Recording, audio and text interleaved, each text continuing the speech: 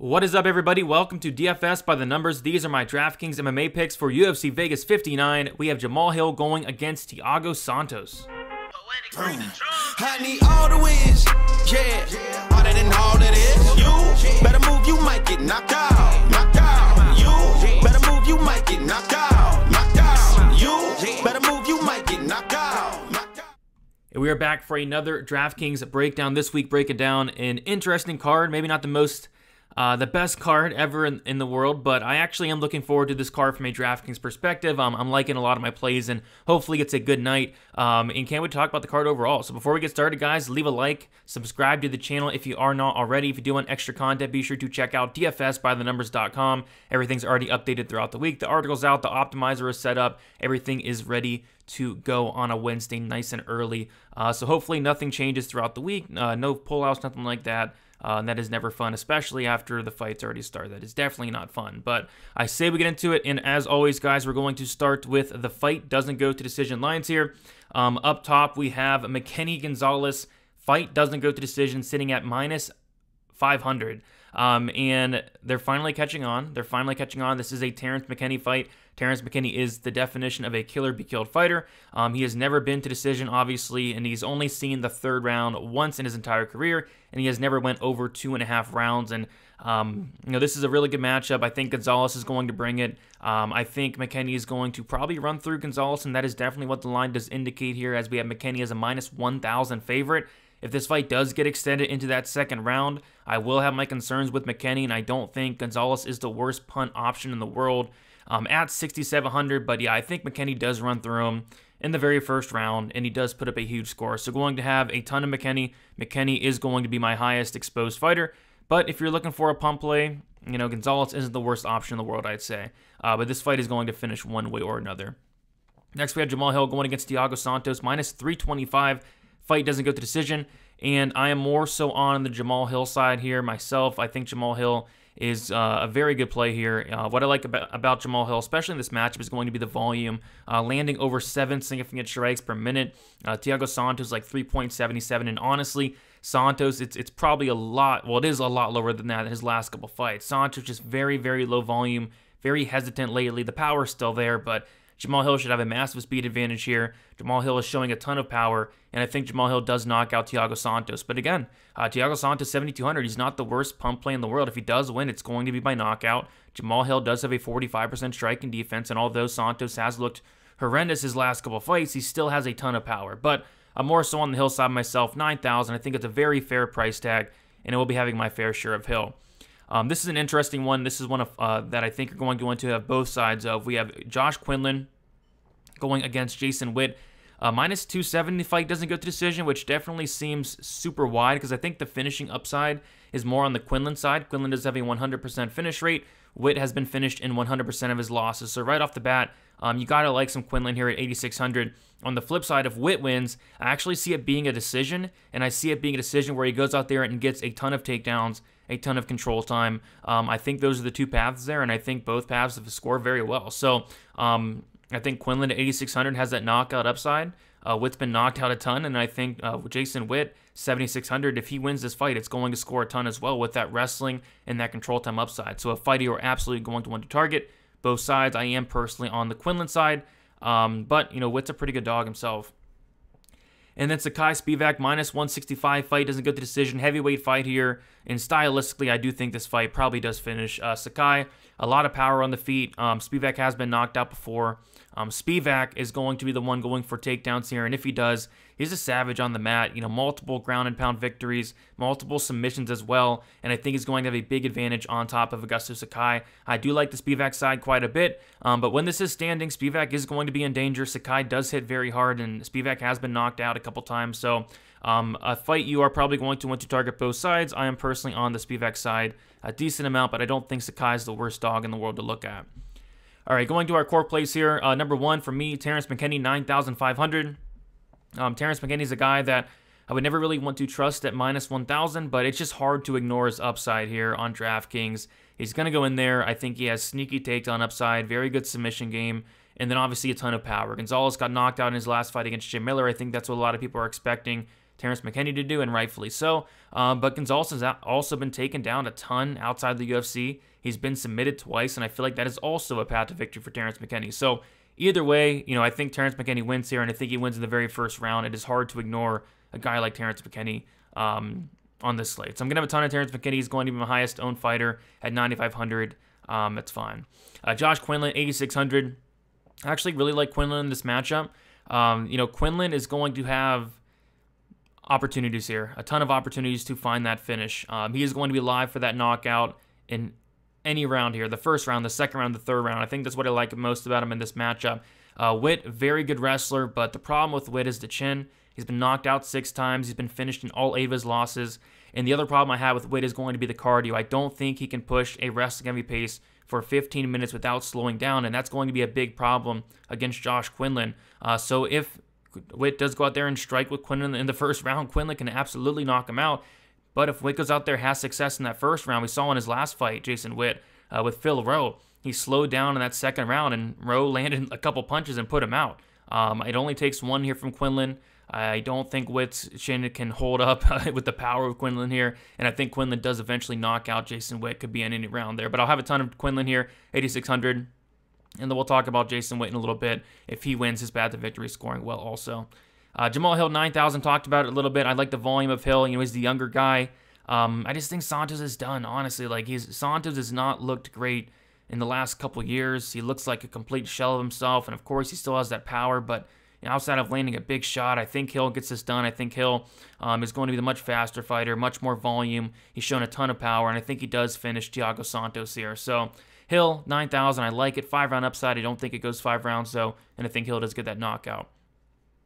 And then an interesting one here, Ariana Lipski, 8,400. The reason I like her here is Priscilla Cachoeira gives up a ton of DraftKings points. She absorbs over almost eight significant strikes per minute. She's a walking punching bag. Ariana Lipski hits very hard. I think Lipski has sneaky finish here. I know Priscilla Cachoeira is super tough, never been knocked out, but Lipski hits very hard for the division, and Cachoeira literally eats punches with her face. On top of that, Cachoeira has actually been submitted twice. Lipski does have some submissions on her record. I would not be shocked if Lipski took this fight down to the mat and found a sub as well. So I think Lipski has very sneaky finish upside here.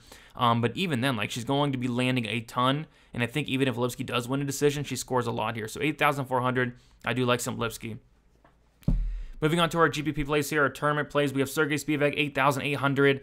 Takedown upside, grounded pound TKO upside, submission upside. He's completing takedowns at a 60% accuracy, which is phenomenal. In Sakai, I did not like what I see. I did not like what I saw when he was on his back against Overeem. Overeem was really able to beat him up and eventually get him out of there. I kind of see the same thing here. I think Spivak does take down Sakai and eventually finish him on the mat there. Vicente Luque, 8,500. Pretty much you're always going to want to target a Vicente Luque fight. Somebody is probably going to score very well here. I am more on the Luque side than the Neal side. Luque relies on that chin, relies on that durability, and rightfully so. He's never been knocked out. I think this is going to be a war, like most Luque fights are, and I think a war does favor the more durable Luque here. So I think if there is a finish in this fight, it is going to be coming from the Luque side. I think if this fight hits the mat, Luque is going to have a significant advantage. He's super dangerous on the mat. And yeah, overall, I like Luque, 8,500 to go out there and get the win. Mikhail Olazechuk, 9,300, going against Sam Alvey. Is going to be a very popular play. A lot of people want to fade Sam Alvey, and rightfully so. Sam Alvey's not won a fight. It was like 9 fights ago, his last win. It's insane at this point. Olazechuk, much younger. Olazechuk is going to be the better striker here. He throws a lot more volume, has a lot of power. I think he does finish Alvey, and probably even does in the very first round. So you got to like Olazechuk, 9,300. I think he does win more often than not. He's a big favorite, minus 700 there, and I do think he finishes Sam Alvey as well. Brian Battle, 8,700. I think he has sneaky upside here. Brian Battle is going to be throwing a ton of volume compared to Sato, who's very low volume. Brian Battle is coming down a weight class, which is a little bit concerning here. I kind of want to see him on the scales, but on top of that, he is very hittable, which could be another concern in this fight against Sato.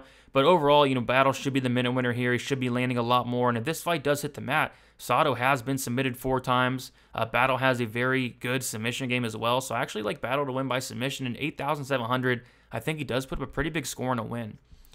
Moving on to our live dogs here, and there's a lot of live dogs. Nobody I really love this week, but you can make a case for a lot of these dogs. And Takashi Sato being the first one, 7,500.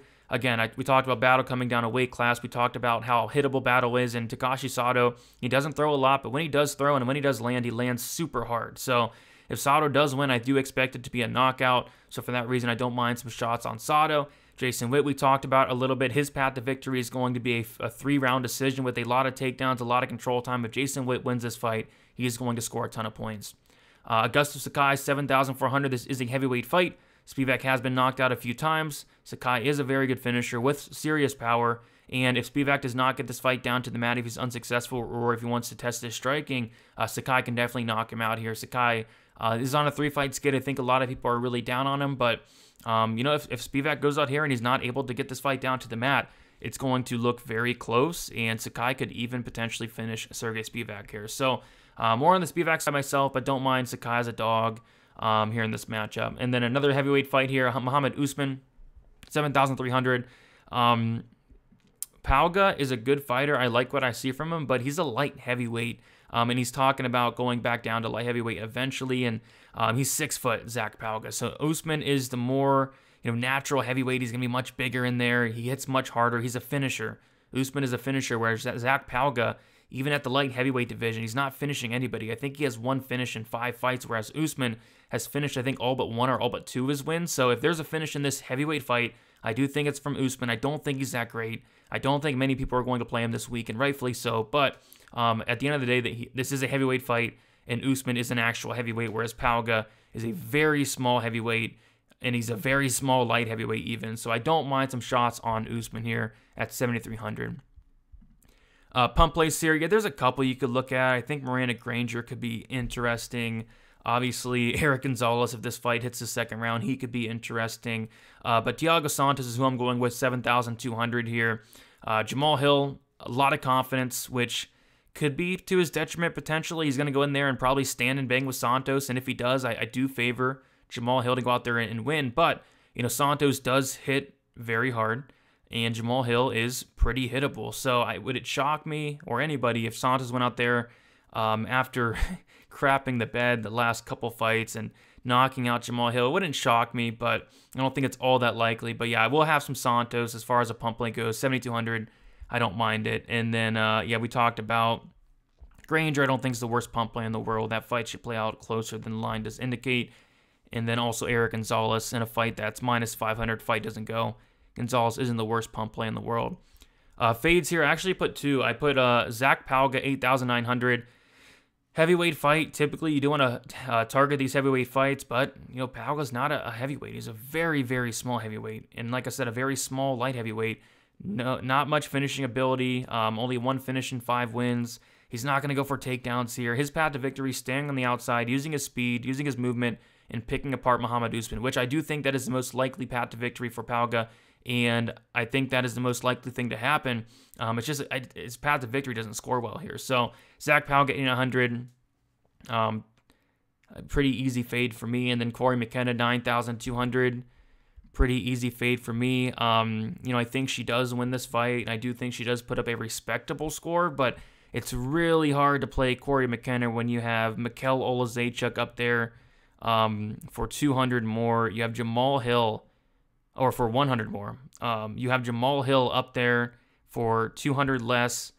And let me double check here. Yeah, my bad. McKenna's 9,100. But still, even if she was freaking like 8,800, I would still be fading her here in this spot. So she has 9,100. Doesn't make much of a difference to me. I'm still going to be fading Corey McKenna this week. And guys, that is about it. Went through everything there.